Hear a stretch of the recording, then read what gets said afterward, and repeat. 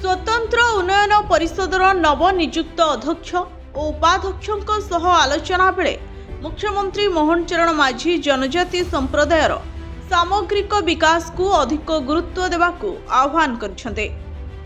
से कहछन्ते राजनीति क्षमता उपभोगर माध्यम नुहे बरं समाजर अंतिम धाड़ी रे थिबा लोकंक सेवा करिवार एक सुजोग। लोकसेवा भवन में आयोजित बैठक रे राज्यर 23टी स्वतंत्र उन्नयन परिषदर अध्यक्ष और उपाध्यक्ष माने जोगदे निज अंचलर विभिन्न समस्या उपस्थापन करथिले। मुख्यमंत्री सेमानंकु नियमित भावे क्षेत्र स्तर को जाई लोकंक समस्या बुझिबा स्थानीय प्रशासन सह समन्वय रखी समाधान पई काम करबा को परामर्श देथिले। से कहिथिले जनजाति संप्रदायर भाषा कला और संस्कृति ओडिशार समृद्ध परंपरार एक मूल्यवान अंश।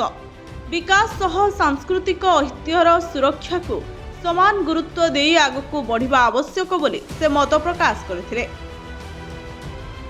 जनजाति कल्याण पई राज्य सरकार को पक्षरु वैषयिक शिक्षारे संरक्षण छात्रवृत्ति वृद्धि जीविका सहायता और अणु उद्योग प्रोत्साहन भली विभिन्न पदक्षेप निया जायथिबा उपरे से आलोकपात करथिले। सेहिपरि केंद्र सरकार को विभिन्न जनजाति विकास योजनार सुजोग को मध्य अधिक प्रभावशाली भावे कार्यकारी करबा उपरे जोर देथिले। बैठक रे अनुसूचित जनजाति और जाति उन्नयन मंत्री नित्यानंद गंड कहिथिले जे स्वतंत्र उन्नयन परिषद माध्यम रे जनजाति अंचलर समस्या को सरकार को निकट रे पहुंचाई ताहार समाधान पई प्रभावशाली पदक्षेप नियाजिबो।